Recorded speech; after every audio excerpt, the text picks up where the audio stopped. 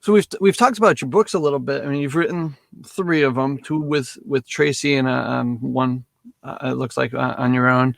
And I can tell you, I've got all 3, but since the pandemic and I haven't been in my office much, I only have this one at home. The other 2 are in the office. This one is the one that you've signed to me, so I'm pretty ecstatic that I have an autographed copy of this, and there's a lot of color in this book because I've got to highlight everything. Yeah. But we do have a book study for our teachers to go over with the kinesthetic classroom, teaching and learning through movement. And, it is a chance to get our teachers, after they've seen you, but classroom teachers, to learn more about the process of adding movement. But, as in your position, what's it like to write a book? How long does it take? And,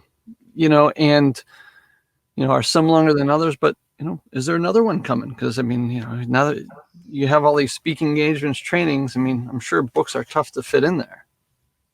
Yeah, so it's interesting. I am in the process of writing a 4th book, and so I wrote a book, 2010 and 2015, 2017. It's just time. I needed another project. My life is a little bit different than it's ever been.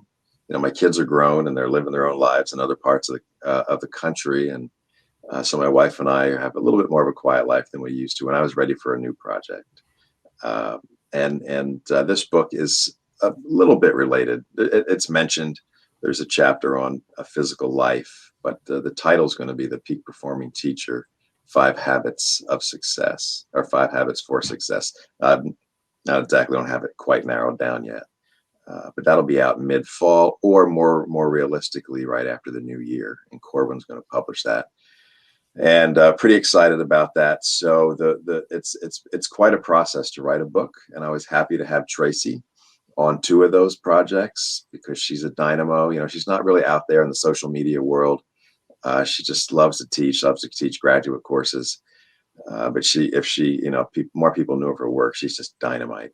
And so it was good to have her. So I'm writing this one on my own completely, which is good for me as well. And so the process, you have to, the thing that when people talk to me, I inspire this, which I'm happy to do. People say, hey, if he can do it, I can do it. And that's great. That's great to be an example that way. And so when we talk, what they find out is that you need to do a prospectus, which is about a 10, 12-page document plus several chapters, even before they even talk to you about a book. Now, this will be my 3rd book with this publisher, so they have more trust in me. But then after the prospectus is done, I would say it's anywhere from 8 to 10 months. It certainly could take longer. Like the first couple of kinesthetic class, the kinesthetic classroom books are kind of loosely based on our graduate courses. So a lot of that work was done. For this book, I'm using a lot of previous resources and some of the stuff from graduate course design. It makes it easier to have that work done. So, but yeah, 8 to 10 months, and it's a lot of intense work. But when it's done, it's just an amazing feeling. So, is the process, and I'll take this to the music world, knowing that you used to be a band director or music world. Is it kind of like somebody who's writing a song? Do you have like a notebook with you where every now and then there's a great idea for a book or something to add to the book, and then you have that book like stashed somewhere that goes with you so that if something hits you, oh, boom. Yeah, I used to use more of a book, kind of a notebook, and I would write notes anywhere. And I hate to admit this, even sometimes when I was driving, and I'd reach down, I wouldn't look away from the road, but I would start writing. I used to do that a lot.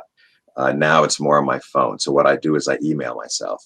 I have 2 email systems, a personal, professional, and I'll just get on one of them and type myself notes and I'll send it to my other email. So that's where it's stored. So yeah, you got to go with when the inspiration hits you and you just write. I just write, and it's not all going to get used, but you just write for the wastebasket. And then some of the stuff sticks. And I really get myself into a really good brain body state before I write. I do like a little meditation, do a little bit of gratefulness before I start writing. I just let my energy flow, and then it just makes it. I wasn't like that in the beginning, but I know that process works now for me. And I'll put on, I don't listen to a lot of Mozart anymore, but I will put on when I'm writing. I put a little bit on in the background, and then I'm set up to get going, and I can go at it for a long time. That's interesting. I know when I have writer's block, that's when I have to go for a walk or for a run, because I know that I have to reset my brain and to recharge. But I Yep. never thought of doing it like first, just kind of being in a mindful moment and playing some soft music in the background. Huh. Yeah, everybody has their own process, and absolutely, I don't sit for very long. I write for a while, then I get up and I do something because I know how important that is to get my brain recharged. Mm-hmm. Yeah, sometimes I try to time it after a good exercise session. I do a lot of different things, and so I'll try to time my writing right after I'm done exercising because I know the benefit, and it Right. makes it that much easier.